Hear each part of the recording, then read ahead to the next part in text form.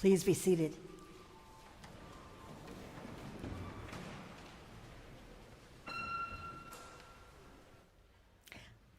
First, a quick word of introduction. Those of you who weren't here last week when the announcement was made, my name is Sylvia Sweeney. I am the professor of liturgics and homiletics at Bloy House, the Episcopal Seminary of the Diocese of Los Angeles. I am delighted to be here today with you. I am delighted to be back with John, who was one of my most beloved students. And it was so kind of Kate and John to invite me to preach today. Just this past Thursday, when speaking to an international environmental youth rally, Pope Francis told the young people gathered, there must be harmony between people, men and women, and the environment. We are not enemies. We are not indifferent. We are part of this cosmic harmony. It is time to make wise decisions so that we can make use of the many experiences gained in recent years in order to make possible a culture of care, a culture of responsible sharing. I think that St. Francis would have applauded the message of his namesake. Cosmic harmony, a culture of care, a culture of responsible sharing. These are values that St. Francis embraced in the late 12th century and that we, almost 1,000 years later, are still trying to wrap our heads and hearts around. Why is it so hard for us? Shouldn't this be easy? Aren't these values of harmony, care, and responsible sharing something we expect even the youngest and most innocent among us to embrace and understand? I spent the earliest years of my ordained ministry in a rural town in northwest Montana where the industries were timber and mining. The old-time loggers of the congregation would tell me about how when the sawmill was locally owned, loggers used selective logging.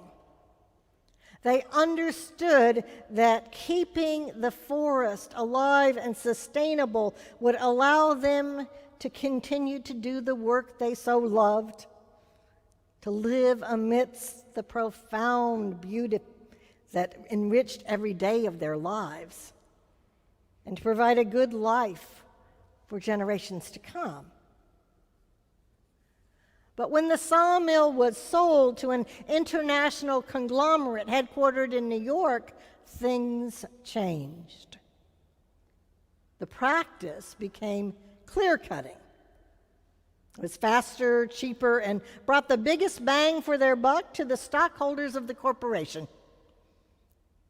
It scarred the land, destroyed habitat, erased the majestic beauty of that region, and obliterated the future prospects for life in this community. Loggers who knew better in their heart of hearts participated in this rape of the land in order to feed their children and to keep their homes. They sold their birthright and that of their children. They sacrificed their futures for the sake of preserving life as it was in the present. As I said, mining was the other major industry of the community, and those who went into the mines had no illusions about what they were doing. It was hard, dirty work, but it paid the bills.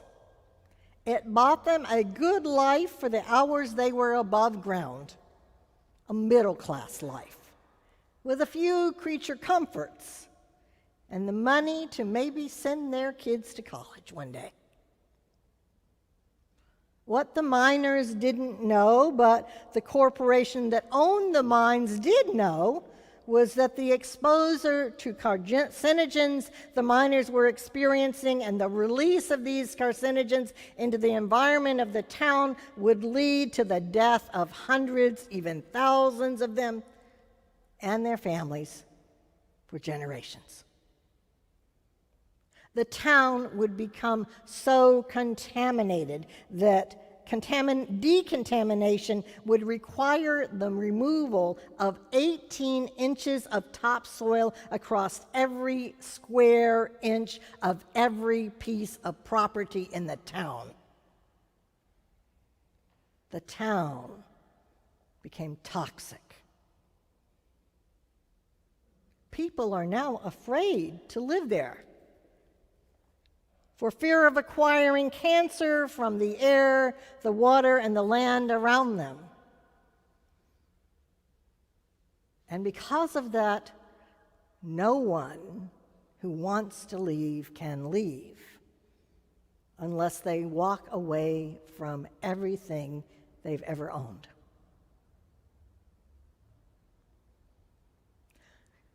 Maybe you or I were stockholders in these corporations.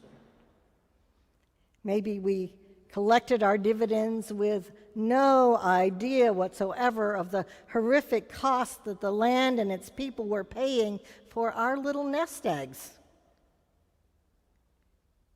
Maybe if we'd known the cost, we would have stood up and said something. Or maybe not. Maybe it would have all just felt too big, beyond our control, too overwhelming, too pervasive an issue to do anything about. Cosmic harmony, a culture of care, a culture of responsible sharing. It sounds so easy when it's just words. But St. Francis would tell us that it has to be more than just words.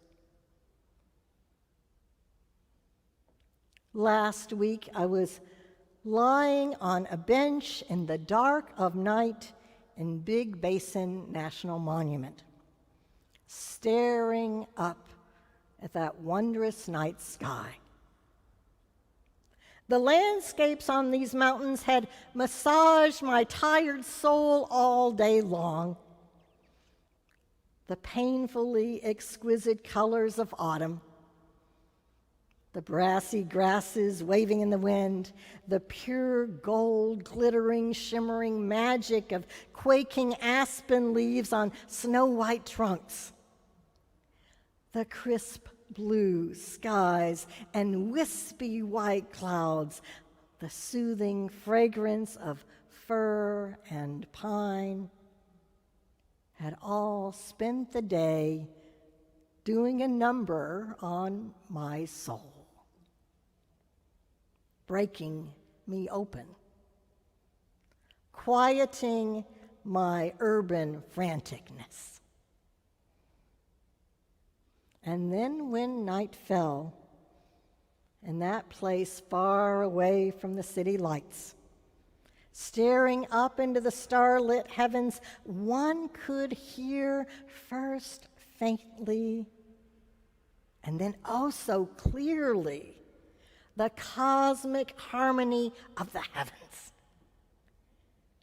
the music of a world so much greater than ourselves, so vast, so beautiful, and so wondrous. Galaxies, suns, the planets in their courses, all serenading God, while we here on this fragile earth, our island home, attend or not to the music that surrounds us.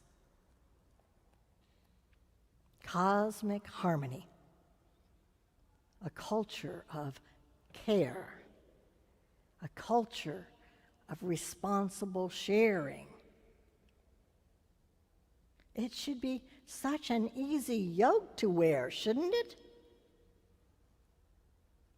Francis understood what we too often forget. I hate to tell you, but we are the creatures, not the creator. And we dwell alongside all the other creatures of the cosmos. In fact, we dwell in such close proximity, both physically and spiritually, that what harms one of us harms all of us. When those primeval forests in northwest Montana were decimated, we suffered too. When those families received the tragic news of incurable asbestosis, we received that diagnosis too. And all the careless, irresponsible acts we participate in consciously and unconsciously are destroying our children's and our grandchildren's futures, just as surely as the people of Libya destroyed their children's futures. I am convinced to my core that in the end, the only hope we have left, the only answer to this gut-wrenching quagmire of destruction leading to self-destruction that we are participating in, is learning to truly love creation again. Not simply to respond out of our own need to survive, but to respond to the wonder and beauty of creation out of gratitude and love. To love as Francis loved. To love the beauty around us. To love the beauty we see in one another's faces. To love the land and the woods and the seas and the creatures large and small, wise and innocent, down to the little turtles who inhabit this shared world we live in. Until we love again, really love the world we inhabit, the planet we know as our home. Until then, we can never know the truth of today's gospel. And without that truth, we are a lost people in a lost world. We, you and I, and all beyond these doors in this day and this time, we are so weary and heavy laden by the suffering that surrounds us, the suffering we are living with, and the suffering we bring about. We are so weary that sometimes we forget to look up. So today, look up at the clear blue October sky. Look at the sun shining on our golden California peaks. Look at the surf rising on a moonlit night. Look at the shiny black beetle sunning on the sidewalk and the tiny green shoot determined to survive in the crack of a city sidewalk. And look at the faces. The beautiful, multi-hued hair, eyes, and complexions of the creature sitting beside you and in front of you and behind you those beautiful, beautiful faces. Listen to the music of their voices. And then let them remind you again and again how to love the whole of God's creation. For Francis knew, as Jesus knew, that the yoke of love is easy, and the burden of love is a liberating joy, not a burden. Cosmic harmony, a culture of care, a culture of responsible sharing. What a sweet, sweet song we could write with those lyrics, all sung to the cosmic melody of love.